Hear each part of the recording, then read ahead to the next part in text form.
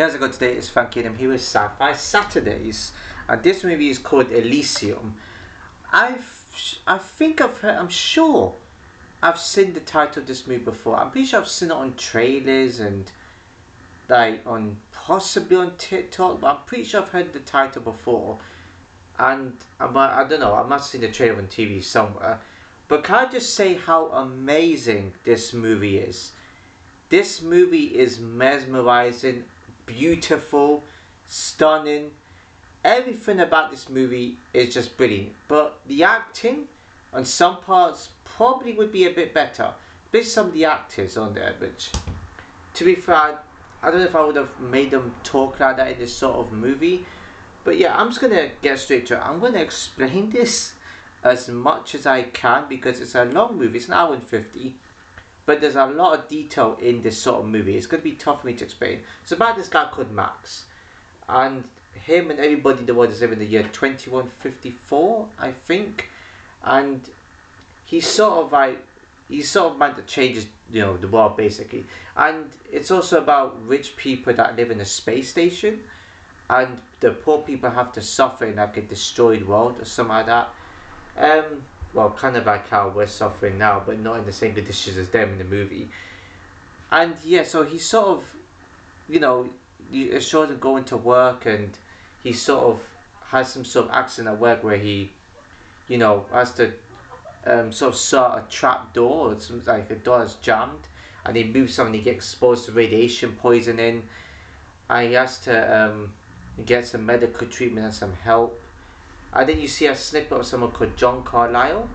He's important as the movie goes on, and he has to get help from his friend Spider, who sets him up with. I think it says the mission was to, destroy like the government or something like that. Like what? I don't remember Spider saying that to him. I probably wasn't paying attention to that part. But as one of his missions, his mission was made more of that Spider game because he wanted like a ticket. I'm not exactly sure where. He wasn't precise with it, but he's told to get some sort of information from like John Carter, which is like a politician basically, and he's all suited. He's in like basically he's all like he looks like a robot, but he's not. He's kind of it's like to blend in with like the environment, but people still know what he looks like. He's got identification in him. They all have printed IDs. Interesting. I wonder what this film is trying to talk about here and trying to like hint at us. And yeah, I wonder what it's telling us. But yeah, he sort of goes on a trip and he sees with John Collar's vehicle and he shoots it down. And he sort of gets information, but the data's corrupted. Like John did something at the start where he sort of corrupted the data inside, so it'd be more difficult for him to access certain things. And then the fight scenes. Oh, the scenes in this movie, the robots fighting him and him shooting at him and fighting him. It's chaotic sometimes in this movie. And then he had like someone called Sandra who gets shot. He was the one that was monitoring like the data or something like that. And I think someone called Manuel as well, or Manuel, not Manuel, Manuel as well, I'm sure was with him. And I think he got shot too. One of the scenes where someone tries to shoot at the spaceship, not a spaceship, like some sort of like vehicle, whatever it is in the sky, and he sort of got absolutely destroyed by whatever was stuck on him. I don't know whether they're stuck in some explosives, and he exploded. Oh man! And then he has to go back to tell Spider everything, and then this is also a bit of a disturbing bit. Some guys storm like Frey's house. You see at the start of the movie, that's like Max's childhood friend, whoever it is, and Frey is a child. Was it Elysium? I think her name is. And then she has to be taken to some sort of like into like the ship. I'm gonna call it ship. I don't know what you call it. It's not a plane. There'll be some sort of vehicle. I'm gonna say it's ship.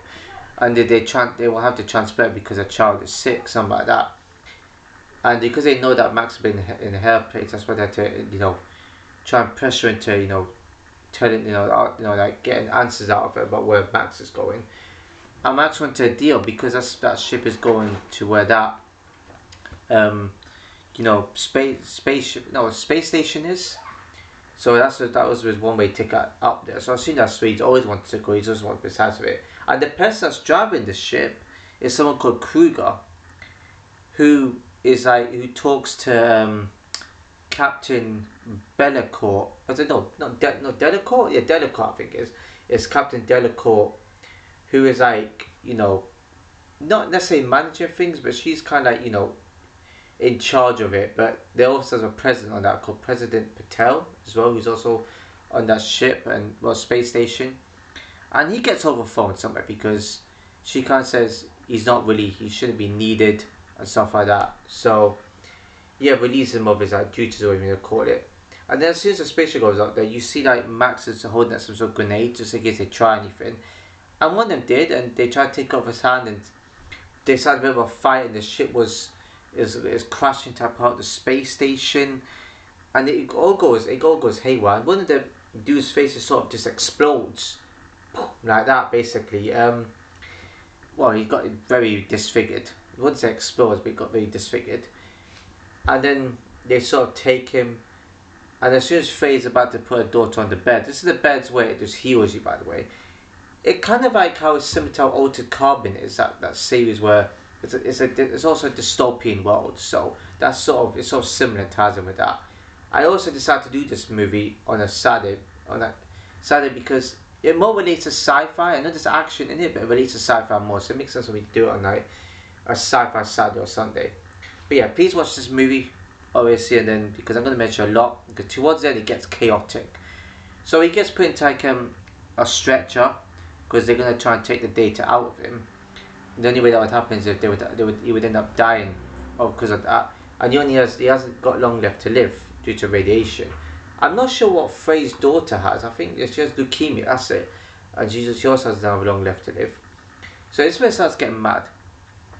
I don't know whose face was disfigured. I would assume it's Kruger because the voice sounds similar, but I thought Kruger was one of the other dudes. That's what I was a bit confused about. But yeah, they had like some sort of like the bed sort of like I don't know what they exactly did, but his face got repaired fully.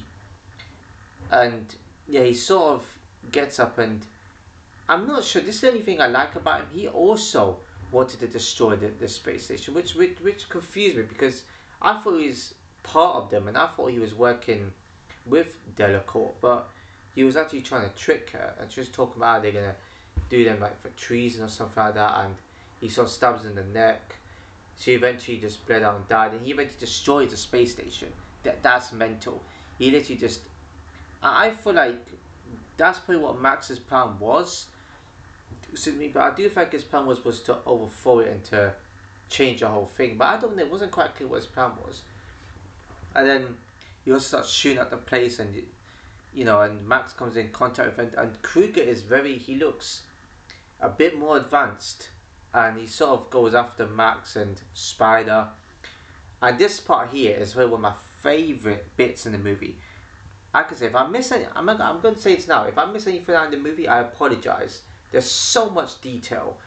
I don't want to mention every single bit like I used to, because that just drags itself on the video.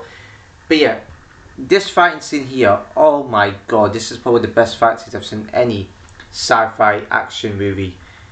In any type of movie like this, in general, action or sci-fi. Incredible. This is a quick fighting scene. Boom, boom, boom, boom. It's mental. This is the most chaotic scene in the movie. And Kruger thinks he had him at one point where he attached something onto him, but Max didn't care because the day is all in his head. That's what they want. They want it inside there. And he sort of rips, you know, where he was hooked onto, and he just went straight down. And this is the part where they hooked it. His mouth was hooked onto something. And what this data would do from his head, well, from his brain more like, or whatever it is it would connect everywhere basically, and it would program everything. So this is the part where that gives away. That's what I mean. The robots come in, and there was some guards that come with President Patel, and as soon as he says arrest him, and after all the data is gone, after all the data has been processed, or whatever you want to call it, like downloaded or something, the robots say stand down to the actual enemies, not the civilians. because he programmed all the civilians for help and for backup and for reassurance, or whatever he did. Brilliant. And I don't know what Spider said to him. He's like, I said, you know, you're not so lucky. This or whatever he said to him, which was a good dialogue in there, whatever he said. Brilliant. We all like when a politician gets done for stuff like this. We all like when they have their karma back. That's what I love in this movie. Karma for the politicians. Brilliant. I like that. Oh man, we all. Yeah, I love when that happens, because they were corrupt as well. They're corrupt in their own way. So yeah, I mean, it's just brilliant. I can't on that one. And he also used that same information to help Frey's daughter Alyssa with leukemia, and she got cleared. And then at the end bit, I mean, Max eventually dies when he did that one thing. It's always these type of movies when they have one last moment left that fixes everything. Brilliant. And then, boy, what else can I say? And then it just cuts there. There's one of the scenes which I found amazing when Max said to Freya, like I said, do you remember what I said to you when we were kids? And when he was a kid, he said, oh, I'll take you there one day, wherever he was referring to. Yeah, I think Bear Place, whatever he meant. Right? And then it just also cuts to Frey having something in the hand or something. I don't know what it was. Some sort of like some sort of souvenir, whatever it was. I don't know what you call it. I can't forgot what you call it. It was like a fob watch, but it's not a fob watch. If you wonder what I'm doing, I'm just trying to make sure I don't stamp on this. That's what I'm trying to do. So amazing. I can't film enough how great this movie is. I saw the name of the person. I don't want to butcher the surname, but I will hashtag him in. This movie is a brilliant masterpiece. This is a classic example of how sci-fi movies should be. It just depends on what the sci-fi movie. If it doesn't have any action, that's fine. Doesn't have to have any action in it. That's fair enough. But this right here, beautiful. I kind of have a feeling it was going to be good. I was curious about the movie. I'm glad I was. Rating. The only number I had in my head was 9. The reason I'm giving it a 9 and not a 10 is because there were some parts of it that weren't quite clear to me, and some of the acting, to be fair, could have been a little better in some parts, in my honest opinion. It's harsh. This probably does deserve to be a 10. I do apologise. If any of you give it a 10, I apologise. But you know what? It's still a good movie. 9 is good. It's close to 10. Anything above 7 is good. In my honest opinion, it is. So it's too high. I think it's better than an 8. I can't be able to say it's just better than decent. It's way better than decent. It's either 9 or a 10. If you give this any lower, I can't help you out with that one. That's your opinion. But you're giving this movie below an 8 would be strange, considering there's a lot that's going on, loads of action, good piece of dialogue. I'm not even a fan of music. I don't talk about music in movies, but the music helps out a bit in these sort of situations.